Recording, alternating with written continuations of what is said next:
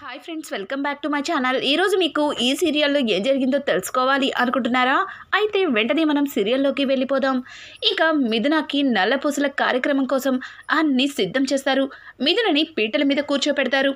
ఇక లలిత అయితే శారదతో, వదిన గారు ఇంకా అల్లుడు గారు రాలేదేంటి, పైగా ఇంకాసేపట్లో నల్లపూసల కార్యక్రమ ముహూర్తం కూడా రానే వస్తుంది, నాకెందుకో భయంగా ఉంది అని చెప్పి ఇంకా లలిత మాట్లాడుతూ ఉంటే, లలిత మాటలకి శారద, అయ్యో వదిన గారు మీరేం కంగారు పడకండి, మా దేవా వస్తూ ఉంటాడు, వచ్చి ఖచ్చితంగా మిథున మెడలో నల్ల పూసలు వేస్తాడు అని అంటూ ఉంటే, ఇక అక్కడే ఉన్న సూర్యకాంతం, ఏంటి వచ్చేది, నిజంగానే ఈ అమ్మాయి వెండలో దేవా నల్ల పూసలు వేసేటట్టయితే ఈ పాటికి ఇక్కడే ఉండుండేవాడు, కానీ లేడు అంటే అర్థమేంటి, దేవాకి ఇష్టం లేదని, దేవా కనుక వస్తే ఇదంతా సర్వనాశనం చేసి కట్టిన తాళిని కూడా తీసేస్తాడు అని చెప్పి ఇక సూర్యకాంతమైతే పక్కన ఉన్న శ్రీరంగానికి చెప్తుంది. శ్రీరంగం, ఓచే కాసేపు నోరు మూసుకుని ఉండు, నీ మాటలు కనుక మా అమ్మ వినిందంటే ఇక్కడే నీ తోలు వలిచి చెప్పులు కుట్టించుకుంటుంది అని చెప్పి ఇక శ్రీరంగం అయితే కాంతాన్ని నోరు మూయిస్తాడు. ఇక పక్కన ఉన్న ప్రమోదిని అయితే వస్తాడు, ఖచ్చితంగా వస్తాడు, దేవా వస్తాడని నాకు నమ్మకం ఉంది అని చెప్పి ఇంకా ప్రమోదిని అంటూ ఉంటే, ఆ మాట విన్న భానుమతి, మీరందరూ అబ్బాయి వస్తాడని చెప్తున్నారు, కానీ ఇక్కడ వాతావరణం చూస్తుంటే అబ్బాయి వచ్చేలా కనిపించట్లేదు, నా మనవరాలు తన భర్త కోసం ఎంతలా ఎదురు చూస్తుందంటే తన మనసులో నిజంగానే తన భర్త తన మెడలో నల్ల పూసలు వేస్తాడా లేదా అని ఎంతగానో భయపడుతుంది అని అంటుంటే, అయ్యో నానమ్మ, ఖచ్చితంగా నా భర్త వస్తాడు, నా మెడలో నల్ల పూసలు వేస్తాడు, ఆ పార్వతి పరమేశ్వరుడు సాక్షిగా నా మెడలో తాళి కట్టాడు, అలాగే వాళ్ళే ఆయన్ని ఇక్కడికి పంపిస్తారు, ఖచ్చితంగా ఆయన నా మెడలో నల్ల పూసలు వేస్తాడు అని చెప్పి ఇంకా మిథున అయితే మాట్లాడుతూ పీటల మీద కూర్చుని, చూడండి నల్ల పూసలు ఆయన వేసేలోపు మీరు చేయవలసిన తంతులన్నీ పూర్తి చేయండి అని చెప్పి మిథున అయితే వాళ్ళ అమ్మకి అలాగే వాళ్ళ అత్తగారికి చెప్తుంది. ఇంకా ఇంతలో సత్యమూర్తి కూడా అక్కడికి వస్తాడు. ఒక్కసారిగా ఇంట్లో జరుగుతున్నవన్నీ చూసి సత్యమూర్తి మౌనంగా అక్కడి నుంచి లోపలికి వెళ్ళిపోతాడు. ఇక శారద అయితే ఏవండి ఏవండి అని చెప్పి సత్యమూర్తి దగ్గరికి వెళ్తూ ఉంటే, సత్యమూర్తి, చూడు శారద, ఇదంతా నా ఇష్ట ప్రకారం చెయ్యట్లేదు, ఇది నీకు నచ్చి చేసుకుంటున్నావు, దయచేసి నన్ను పిలవద్దు అని చెప్పి ఇక సత్యమూర్తి అయితే తన గదిలోకి వెళ్ళి తలుపు వేసుకుంటాడు. ఇదంతా విన్న లలిత అయితే ఇంకా శారద దగ్గరికి వచ్చి, వదిన గారు అని అంటుంటే ఇంకా శారద కళ్ళనీళ్ళు తుడుచుకొని, ఆయన ఇప్పుడే బయట నుంచి వచ్చారు కదా, అందుకే కాస్త చిరాగ్గా ఉన్నారు, ఆయన తర్వాత వస్తారు అని చెప్పి శారద సర్ది చెప్తుంటే, ఇక లలిత శారదతో, చూడు వదినా, నాకు ఏం జరిగిందో తెలుసు, నాకు అంతా అర్థమైంది, మీరేమీ నా దగ్గర బాధపడద్దు, నాకు తెలిసిందని ఇబ్బంది పడద్దు, పదండి టైం అవుతుంది అని చెప్పి ఇక లలిత అయితే శారదని తీసుకెళ్తుంది. ఇంకా మిథునకి బొట్టు పెట్టి గంధం పూసి ఇంకా తనకైతే అందరూ కూడా అక్షింతలు వేస్తారు. ఇంతలో దేవా బైక్ ఇంటి ముందు ఆగుతుంది. ఒక్కసారిగా దేవా బైక్ సౌండ్ విని మిథున చాలా ఆనందంగా గుమ్మం వైపు చూస్తుంది. ఇంకా ప్రమోదిని అయితే, అదిగో దేవా వచ్చేశాడు అని అనడంతో ఒక్కసారిగా ఇంకా సూర్యకాంతం అయితే నోరు వదిలేస్తుంది. అమ్మని అమ్మమ్మో, అదేంటి మీ తమ్ముడు రాడు రాడు అంటే అట్లా వచ్చేశాడు, ఇప్పుడు నిజంగానే ఈ మిథున మెడలో తాళి వేసేస్తాడంటారా అని చెప్పి కాంతం భయపడుతూ ఉంటే, ఇక పక్కన ఉన్న శ్రీరంగం అయితే, నీ మోహమే, నా తమ్ముడు ఎట్టి పరిస్థితుల్లో ఆ అమ్మాయి మెడలో నల్ల పూసలు వేయనే వేయడు, నువ్వు మరీ ఎక్కువగా కంగారు పడకు అని చెప్పి ఇక శ్రీరంగం అయితే కాంతానికి చెబుతూ ఉంటే, ఇక ఇంతలో శారద అయితే, రారా నీకోసమే ఎదురు చూస్తున్నాం, ఆయన నల్ల పూసల కార్యక్రమం ఉందని తెలిసి నువ్విలా లేటుగా వస్తే ఎలా అని చెప్పి ఇంకా శారద అయితే దగ్గరుండి మరి దేవాని చెయ్యి పట్టుకొని లోపలికి తీసుకొస్తుంది. కానీ దేవ శారద చేతిని విదిలించుకొని, ఏయ్ అని చెప్పి ఇక మిథున దగ్గరికి వెళ్ళబోతుంటే, ఆగరా, ఎందుకు కంగారు పడతావు, ఇప్పుడేగా వచ్చావు అని చెప్పి ఇంకా శారద అయితే దేవుడి దగ్గర ఉన్న పూలదండని దేవా మెడలో వేస్తుంది. అలాగే దేవాకి బొట్టు పెడుతుంది. ఇంకా నల్ల పూసలు వేయమని నల్ల పూసల్ని తీసుకొచ్చి దేవా చేతికి ఇవ్వబోతుంటే ఇక దేవ కోపంగా ఆ ప్లేట్ని గట్టిగా కొడతాడు. ఒక్కసారిగా ఆ నల్ల పూసలు పైకి ఎగిరి మిథున మెడలో పడుతుంది. అలాగే అక్షింతల ప్లేట్ కూడా ఒక్కసారిగా గాల్లో ఎగిరి ఆ అక్షింతలు దేవ అలాగే మిథున నెత్తి మీద పడతాయి. ఇంకా అది చూసిన కుటుంబ సభ్యులందరూ కూడా చాలా సంతోషిస్తారు. ఇంకా మిథున అయితే మెడలో పడ్డ నల్ల పూసలు చూసి చాలా ఆనందపడుతుంది. దేవాకి కూడా నోటి నుంచి మాట రాదు. ఇక సూర్యకాంతమైతే అయిపోయింది, అంతా అయిపోయింది. ఇంతవరకు దేవ మిథున మెడలో బలవంతంగా తాళి కట్టాడు.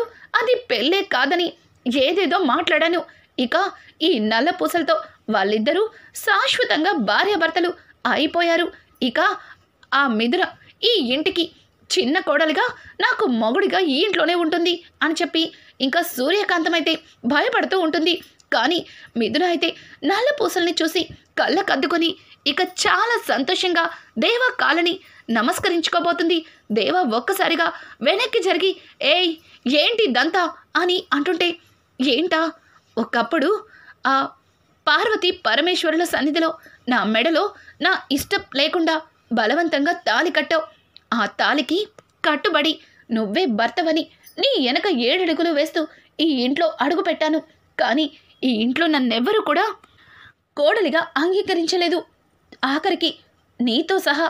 కానీ ఇప్పుడు నీ అంతటి నువ్వే నన్ను భార్యగా ఒప్పుకొని నా మెడలో నల్ల పూసలు వేసేలా ఆ పార్వతి పరమేశ్వరులు చేశారు అని చెప్పి ఇక మిథున అన్న మాటలకి అక్కడే ఉన్న దేవ అయితే, ఏయ్ నీకేమన్నా పిచ్చా?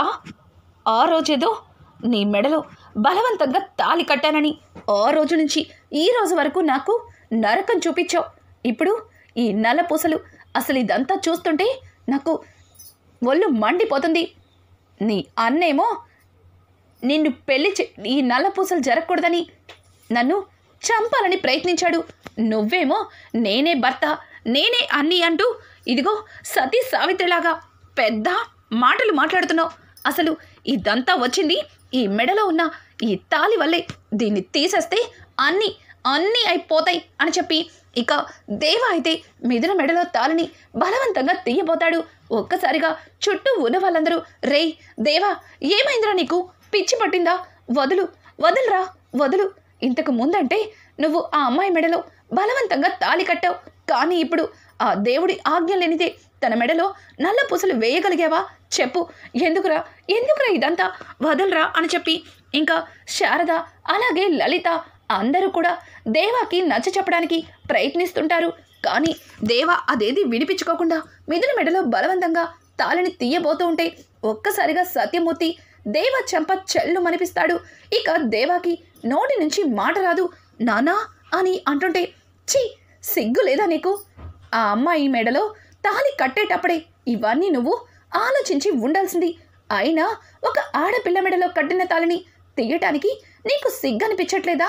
ఇదేనా నేను నీకు నేర్పించిన సంస్కృతి అని చెప్పి ఇక సత్యమూర్తి అయితే దేవాని చెడమడ తిట్టేస్తాడు. ఇక దేవ అయితే, నానా వాళ్ళంటే ఏదో మాట్లాడుతున్నారు, అన్నీ తెలిసినా మీరేనా ఇలా మాట్లాడుతుంది అని అంటుంటే, అవును నేనే ఇలా మాట్లాడుతున్నాను. నిజంగానే ఆ అమ్మాయి ఆ పార్వతి పరమేశ్వరులు మా ఇద్దరికి పెళ్లి జరిపించారంటే ఇది తన మూఢనమ్మకమని నేను అంతగా పట్టించుకోలేదు. కానీ ఈరోజు నువ్వు ఆ అమ్మాయి విడలో వేసిన నల్ల పూసలు చూస్తుంటే నిజంగానే ఆ దేవుడే మీ ఇద్దరి మధ్యన ఈ రాత రాశాడేమో అనిపిస్తుంది. చూడు, నువ్వు ఒప్పుకోకపోయినా తానిప్పుడు నీకు భార్య, అలాగే ఈ సత్యమూర్తి ఇంటికి చిన్న కోడలు అని చెప్పి సత్యమూర్తి అన్న మాటలకి ఇక శారద, ప్రమోదిని అలాగే లలిత అక్కడ ఉన్న వాళ్ళందరూ కూడా చాలా సంతోషిస్తారు. ఇక భానుమతి అయితే సత్యమూర్తి వైపు చూసి తన 2 చేతులు ఎత్తి దండం పెట్టబోతుంది. ఇక సత్యమూర్తి, అమ్మా మీరు పెద్దవారు, నా తల్లి లాంటివారు, మీరు నాకు దండం పెట్టడమేంటి? చూడండమ్మా, ఎన్ని రోజులు నా కొడుకు ఒక అమ్మాయి జీవితాన్ని నాశనం చేశాడు. ఆ ఆడపిల్ల ఉసురు నా ఇంటికి తగిలి నా కుటుంబం ఏమైపోతుందా అని చాలా అంటే చాలా బాధపడేదాన్ని. కానీ నా వల్ల నా మాటల వల్ల ఆ ఆడపిల్ల ఎంతలా బాధపడుతుందో నాకు ఈ మధ్య అర్థమైంది. చూడండమ్మా, మీ అమ్మాయిని మా కన్న కూతురులా చూసుకుంటాం, కంటికి రెప్పలా కాపాడుకుంటాం అని చెప్పి ఇంకా సత్యమూర్తి చెప్పిన మాటలకి శారద అయితే చాలా ఆనందపడుతుంది.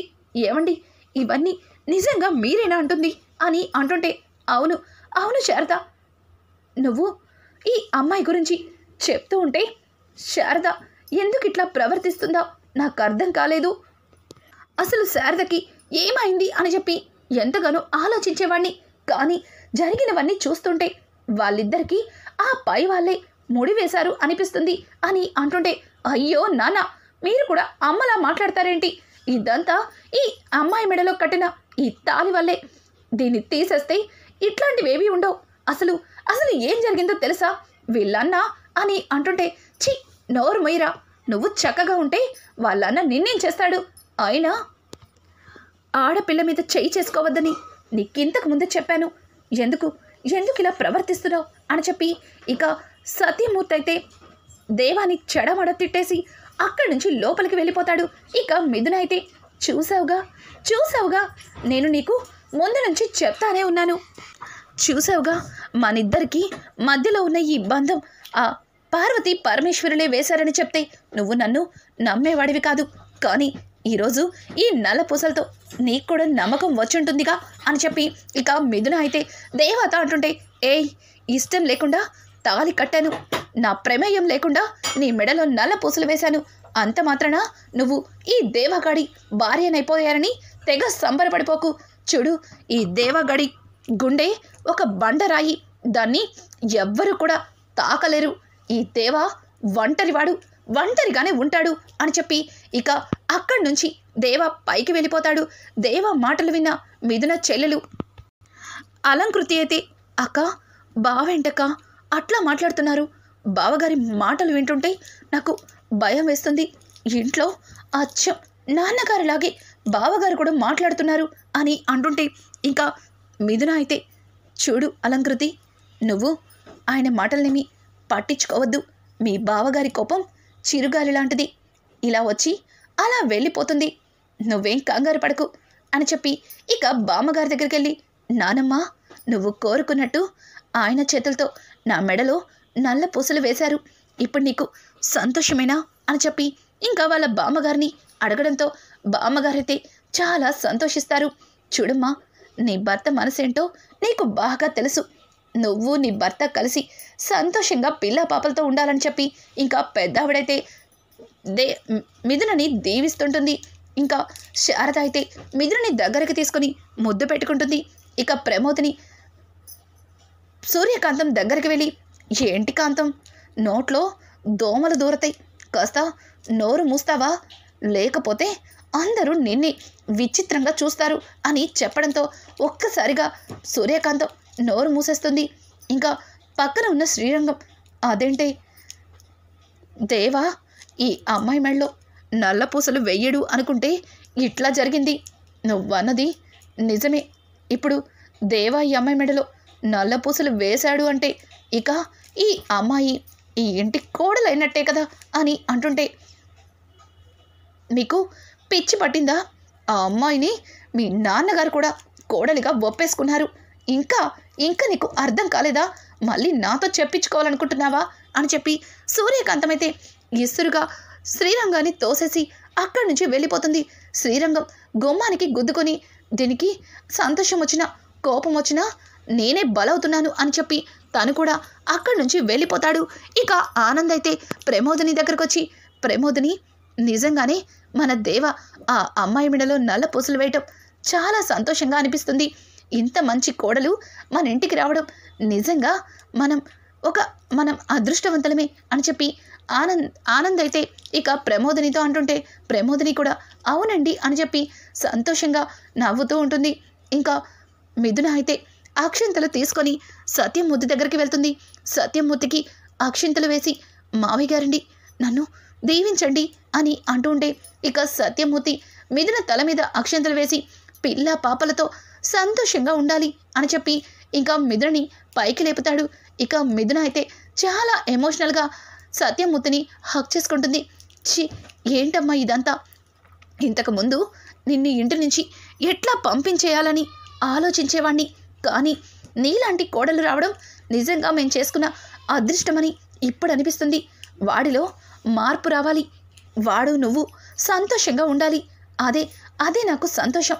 ఒకప్పుడు వాడు ఎట్లా ఉండేవాడో మళ్ళీ నాకు అట్లా కనిపించాలి అని చెప్పి సత్యమూర్తి చెప్పడంతో ఇక మిథున, మీ మాటలు వింటుంటే నాకు చాలా సంతోషంగా అనిపిస్తుంది.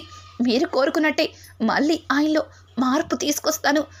పాత దేవాని తిరిగి మీకు చూపిస్తాను అని చెప్పి ఇక మిథున అయితే సత్యమూర్తికి మాట ఇస్తుంది. ఇదంతా చూసిన శారద కూడా చాలా సంతోషిస్తుంది. అలాగే అక్షింతలతో దేవ దగ్గరికి వెళ్ళి, అదేంటి దేవా అట్లా వెళ్ళిపోయావు? నువ్వలా వెళ్ళిపోవడం వల్ల మా పుట్టింటి వాళ్ళు ఎంతలా బాధపడ్డారో తెలుసా అని అంటుంటే, ఏయ్ ఏంటి వెటకారంగా మాట్లాడుతున్నావు అని అంటుంటే, అయ్యో అదేంటండి భర్త గారు, మీతో నేను వెటకారంగా మాట్లాడతానా? అసలే మీరు రౌడీ దేవా. మీలాంటి వాళ్ళతో కాస్త జాగ్రత్తగా మాట్లాడాలని నాకు కూడా తెలుసులేండి. అయినా ఇంతవరకు నన్ను భార్యని కాదన్నారు, నా మెడలో నల్లపూసలు వేయను అన్నారు, మనిద్దరి మధ్యలో జరిగింది పెళ్ళే కాదన్నారు. కానీ ఇవాళ జరిగిన దాంతో ఇక నేను శాశ్వతంగా ఈ ఇంటికి కోడళ్ళైపోయాను. లేదు సత్యమూర్తి మాస్టర్ గారి చిన్న కొడుక్కి భార్యనయ్యాను అని చెప్పి ఇంకా మిథున మాట్లాడుతున్న మాటలకి దేవాకి చాలా కోపం వస్తుంది. పక్కన ఉన్న ఒక బిందెని తీసి మిథున మీదకి ఎత్తబోతాడు. మిథున అయితే, ఏంటి కొడతారా? అంతేలే, ప్రేమిక్కువైతే రౌడీ భర్తలు ఇట్లాగే కొడతారంట అని చెప్పి మిథున అయితే ముద్దుగా మాట్లాడుతూ దేవాని మరింత రెచ్చగొడుతుంది. ఇక దేవ అయితే, ఏయ్ నీ వల్ల నాకు మనశ్శాంతి లేదు. అమ్మ మోడ్రన్ సావిత్రి, నీకు నమస్కారం అని చెప్పి ఇక దేవ అయితే అక్కడి నుంచి బయటికి వెళ్ళిపోతాడు. మిథున తనలో తను నవ్వుకుంటూ ఉంటుంది. ఇక అలాగే మెడలో వేసిన ఆ నల్ల పూసల్ని చూస్తూ ఇంకా పార్వతి పరమేశ్వరులు మనిద్దరి మధ్యలో ఈ బంధాన్ని ఏర్పరిచారు. అలాగే త్వరలోనే నేను నీలో మార్పుని తీసుకొస్తాను. మళ్ళీ మునుపటి దేవాని అందరికీ పరిచయం చేస్తాను అని చెప్పి మిథున అయితే తాలిబొట్టుని చూసుకుంటూ చాలా సంతోషిస్తుంది. రానున్న ఎపిసోడ్స్లో నిజంగానే దేవ మనసు